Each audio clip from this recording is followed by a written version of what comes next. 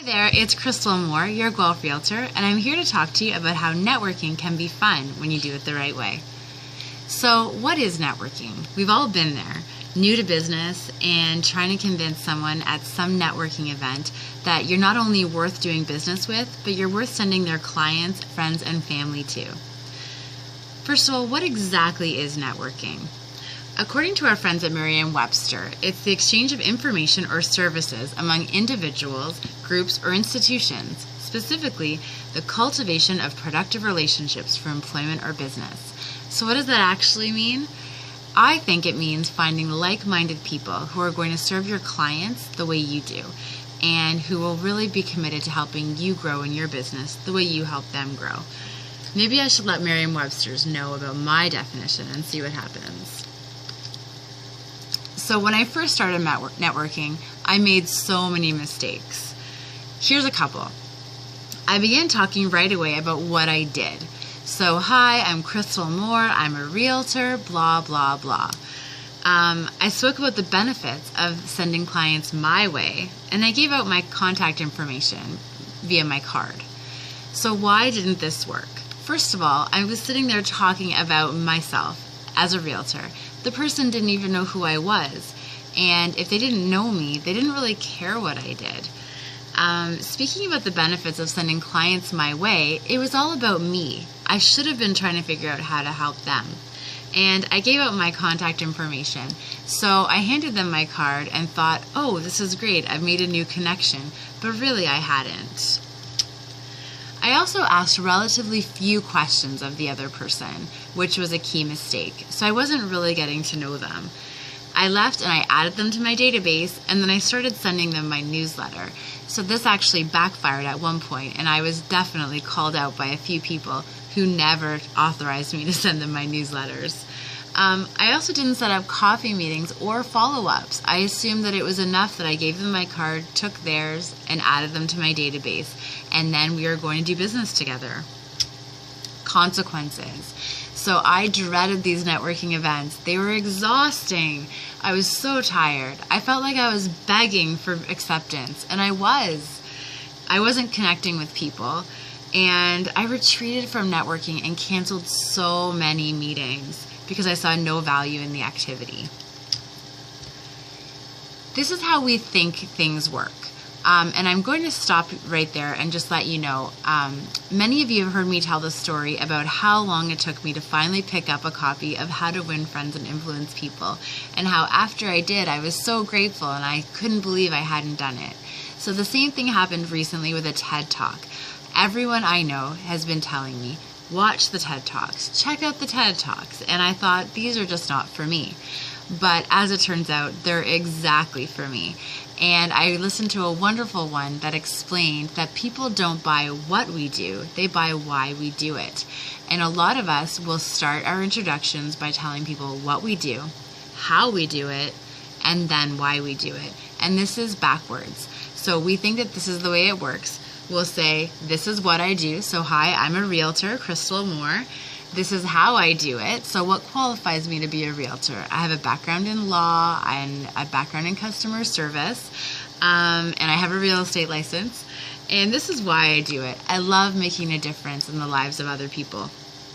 So this is how it actually works though. Hi, I'm Krystal Moore, and I'm committed to making a difference in the lives of those around me. I feel like my background in law helps me protect people, and my background in customer service allows me to really help them. And I became a realtor so that I could help influence and be there for one of the most important decisions that most people make. So really, this is how it should sound, and you notice the difference. So another thing that's important to notice is that when people want to know why, how, and what you do, doing business with someone requires that they know you, they like you, and they trust you. But how do we get there? So How to Win Friends and Influence People really changed my life in business, and it really changed my life personally, and I think that that's a really important piece to mention. So in the book, part 1, Fundamental Techniques. So, number one, don't criticize, condemn, or complain. It can be so easy to be one of those people, but you really don't want to be that person. Give honest and sincere appreciation, and arouse in the other person an eager want. So maybe it's a desire to improve or to be inspired or even just to get together with you and to help each other. Part 2, 6 ways to make people like you. So just like in Wicked, that popular song, everyone wants to know, how do I get people to like me? Well, Dale Carnegie tells us some ways. Become genuinely interested in the other person. And I can tell you from personal experience, you are going to learn things that you never thought you could learn from people in your network. It's amazing. Smile. So I'm in a coaching company or a coaching program with Buffini & Company, and one of my very favorite things that Brian Buffini says to his children, apparently, is if you're happy and you know it, tell your face. A lot of us don't smile enough. And remember that a person's name to that person is the most beautiful sound in any language. So use it often. It's going to feel weird at first. It will. But just push through, because you're going to feel so connected to people and people will really feel like you hear them. Be a good listener. Encourage others to talk about themselves. You're going to learn so much and you're not going to feel like you're not being heard, and people will feel like you are so interesting even though you're being interested. Talk in terms of the other person's interests. So as they're talking, they're going to highlight some things that they really, really are passionate about. Try to focus on those things and get to know them that way. And make the other person feel important. Don't look at your watch. Don't be texting on your phone. Just give them your undivided attention, whether it's for 1 minute, 5 minutes, 10 minutes, whatever allotted time you have with them, give it to them. You're going to really, really make them feel important, and it will really pay off because you'll have a relationship with the person. Winning people to your way of thinking. So this, I think, is something that we all want to have happen instantaneously. We want it this way, they want it that way. Why don't they just agree with us? There are definitely ways, because they want us to agree with them too. So the only way to get the best of an argument is to avoid it.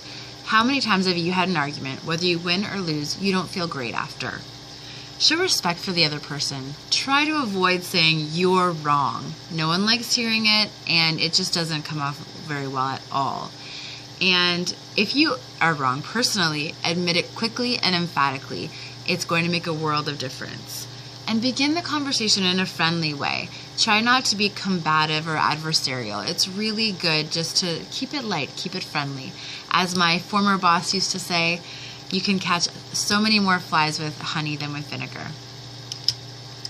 Get the other person saying yes, yes, right away. Now, I'm bad at this one, but it's a great technique if you're trying to get somebody over to your side. Let the other person do a great deal of the talking, because people love to be heard, and make sure that while they're talking, you're listening intently. Let the other person feel that the idea is his or hers. So if you want something to change, you don't need to have your ego wrapped up in it. The idea is to get the idea, to get whatever it is that you're trying to get them to agree with, to have that be what everybody agrees with. Try to honestly see things from the other person's point of view. So there tends to be your point of view, their point of view, and then there's the truth somewhere in the middle. Try to see where they're coming from. It's really going to help you. Be sympathetic with their ideas and their desires. It's really worth it just to make them feel significant and heard. Appeal to their nobler motives. So if you think that your idea or whatever it is you're trying to get them over to is really the better thing, try to get them to see that for the reasons behind it. Dramatize your ideas. So speak emphatically and be excited. How often do people want to be part of that excitement and inspiration? And you can be the leader there. And throw down a challenge. So I encourage you to read the book to get the full gamut of this, but it's really exciting. Part 4, be a leader. So we all crave leadership. We want to be led. We want to be really part of something great. Begin with praise and honest appreciation when you're talking to somebody, because it feels good to be noticed and appreciated. Call attention to people's mistakes indirectly. You don't have to call people out or make them feel bad. Talk about your own mistakes first, because you really want to level with them and explain that you're fallible too. and ask questions instead of giving orders. People want to be led. They don't want to be directed. Let the other person save face. You don't need to, this is like the you're wrong thing. You don't need to kind of tower over somebody and show that you're better. Praise even the slightest improvement. So be hearty in your approbation and lavish in your praise. It's important that you make sure that when there is any sort of improvement that you really highlight it. It'll really help. Give the other person a fine reputation to live up to.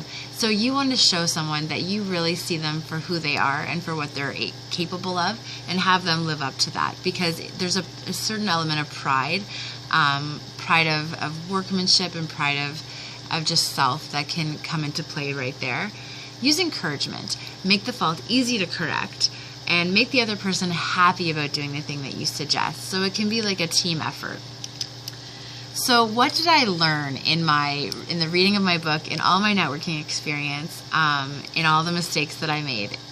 I learned that when I meet somebody, I give a brief introduction about myself. Hi, I'm Krystal Moore, your Guelph Realtor. I give my confident handshake, and I explain to them why I do what I do, how I do it, and what I do.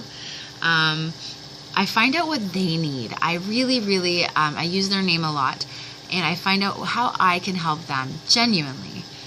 I ask, because I'm just so eager to learn about the people in my life, and it's so exciting to find out things that I never would have imagined. And then if there's a connection, if we seem to have really hit it off, which I find with all these, I do hit it off with so many more people now, I add them to my database, and we have coffee, and we really get committed to helping each other. So now, after networking events, you remember before I was exhausted, I didn't think it was great, it was horrible. Now when I leave, I've connected with at least one amazing person. I'm all smiles, and I really feel like my time was well spent. It was a really good investment of time. I'm the face of my business, and I'm making a difference and a great impression.